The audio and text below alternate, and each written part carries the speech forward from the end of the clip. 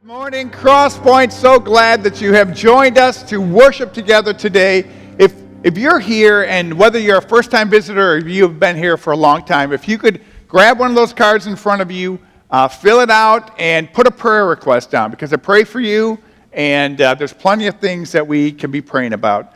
In your bulletin, we have several announcements. First of all, there is construction going on down in the basement, and thankfully, I do believe we are on schedule. As you see, the start of Awana starts September 13th, and that looks like that is a definite go, so we are thankful for that. There is introduction to Moms Connect at Crosspoint. That is coming up this week, and there's other announcements that are in your bulletin. Let me encourage you to read those. I have one big announcement or a big request. In 13 days, we're having our first incarcerated youth retreat. And for those of you who don't know what this is about, we have, as a church, got involved with the ministry down at the Calumet Center and the Lincoln Center, and it is called Incarcerated Youth Ministries. We put on a retreat, and this year we are the ones that are conducting the retreat.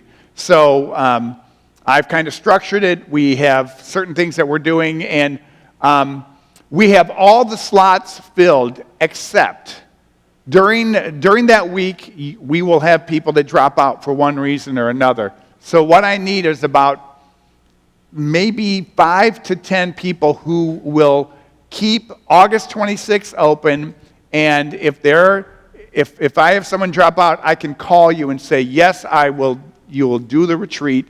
The retreat goes from basically, I think we leave here around 8-ish, and so it goes from like 9 o'clock to 4:30, 5 o'clock, but we sit at a table with those that are there, these young men, and that's our ministry to them. So if you're interested in that, if you could help out with that, be on the reserve list, please let me know. That would be tremendous, because it's a great ministry, changes lives to be with these young men who they've messed up, but some of them 12, 13, 14 years old. Just this week, talked to a 14-year-old, messed up, and you give them the gospel, you give them hope. So if you could do that, that would be a great help. Before we go to the Lord in prayer, just a couple things to be praying about.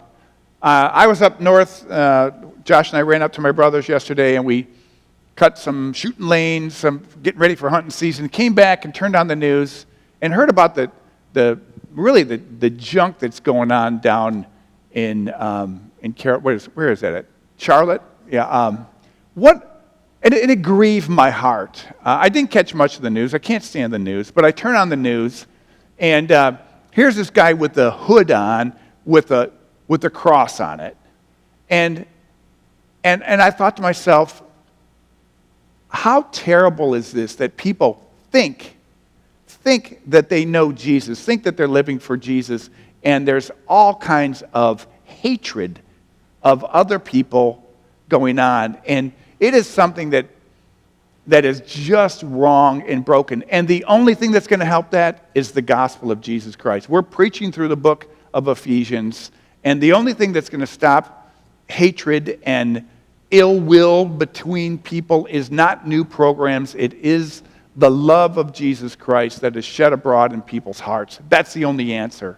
And so we need to pray. We need to pray for people that they would understand that this hatred is just flat out wrong. And we need to pray that God would work in this divided country.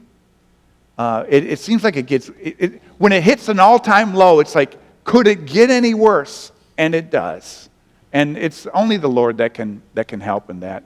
And then second thing to be praying about, yesterday I had a call from Brandon Rue that his 49-year-old sister, Kendra, passed away. And I would just ask you to pray for the entire Rue family. Kendra has a daughter, Emily, and she's flying into Chicago right about now and going to be with the family. But just pray. There's nothing more difficult than when a parent loses a child.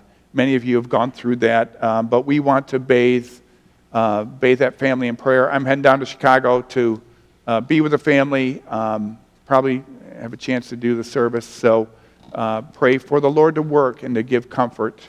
So let's just go to the Lord right now as we receive the offering. Father.